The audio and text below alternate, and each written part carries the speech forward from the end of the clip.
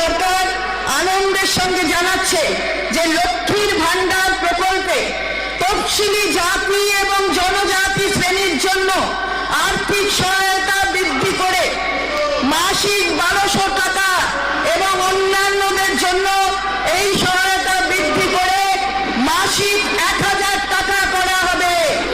সাম্প্রতিককালে দুয়ারে সরকার ও সরাসরি মুখ্যমন্ত্রী কর্মসূচিতে লক্ষ্মীর ভান্ডারের জন্য 13 লক্ষ, বার্ধক্য পেনশনের জন্য 9 লক্ষ এবং বিধবা পেনশনের জন্য 1 লক্ষেরও বেশি অতিরিক্ত আবেদন।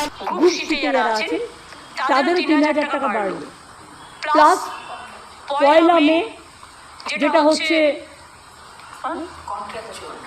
কন্ট্রাকচুয়াল গ্রুপটিতে যারা ছিলেন, এছাড়াও যারা আফটার রিটায়ারমেন্ট কন্ট্রাকচুয়াল বা ধরুন আমাদের নানা রকম আছে কন্ট্রাকচুয়াল ক্যাজুয়াল নানা রকম কর্মীরা আছেন, তাদের জন্য আগে তারা রিটায়ারমেন্টের পরে কেউ 2 লক্ষ কেউ 3 লক্ষ টাকা একসাথে পেত, সেটাকে বাড়িয়ে আমরা 5 লক্ষ টাকা করেছি।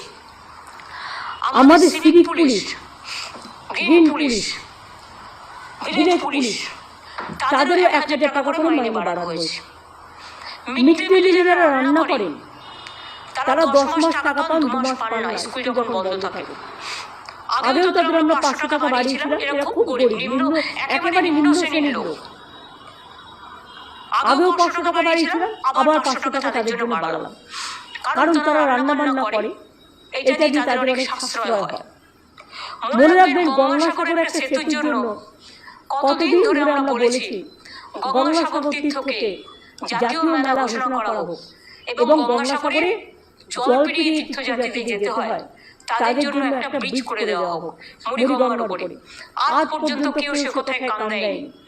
আমরা বাজেটে ঘোষণা করেছি যে গঙ্গাসাগর ব্রিজ আমরা করব এবং এর জন্য 1000 কোটি টাকার উপর যে খরচ হবে এবছরের জন্য 200 কোটি টাকা ধার্য করা হয়েছে। মুড়িগঙ্গা ব্রিজ, ওটার নাম দেওয়া হয়েছে গঙ্গাসাগর সেতু। সেই রকম মনে করে রাখবে, একটা যেমন কৃষি ব্রিজ আছে, তেমনি আর একটা দামোদর নদীর উপরে শিল্প ব্রিজ তৈরি করা হচ্ছে, যাতে অনেকগুলো জেলা কানেক্ট হবে এবং শিল্পের জনজোয়ারে কাজে লাগবে।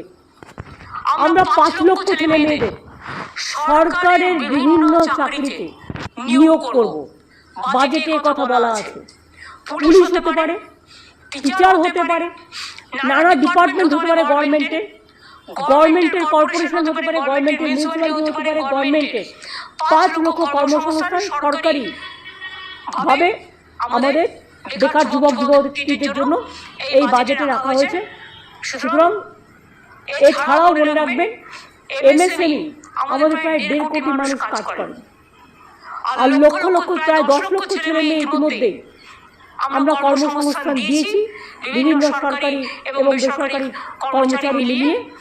এছাড়াও আমরা 6টা ইকোনমিক করিডোর করতে যাচ্ছি, যেটা ডানকুনি হলদিয়া, যেটা ডানকুনি রঘুনাথপুর, বাঁকুড়া, বর্ধমান এগুলো হয়ে যাবে, যেটা ডানকুনি কল্যাণী, যেটা ডানকুনি একেবারে মুর্শিদাবাদ হয়ে একটা আছে, পানাগড় হয়ে মুর্শিদাবাদ হয়েও আছে, মালদা, কুচবিহার, এইভাবে আমরা 6টা করিডোর করতে যাচ্ছি, যাতে সব জেলাগুলো কভার হয়। তার পুরো আছে, লক্ষ লক্ষ কর্মসংস্থান হবে। এবং আমি বলেছিলাম না, চমকে যাবেন, চিন্তা শক্তি থাকতে হয়, ভাবতে হয়। শুধু অকথা কুকথা বলে আর মিথ্যে কথা বলে আর কুৎসা রচনা করে আর অপপ্রচার করে আর ভাগাভাগি রাজনীতি করে আর যাই হোক উন্নয়ন হয় না। বন্ধুরা, যদি আমার ভিডিওগুলি আপনাদের ভালো লেগে থাকে অবশ্যই আমার চ্যানেলটি সাবস্ক্রাইব করবেন এবং পাশে থাকা বেল আইকনটি অপশানটি অন করে রাখবেন, যাতে এরকম নতুন নতুন ভিডিও আপনারা আগেই দেখতে পান।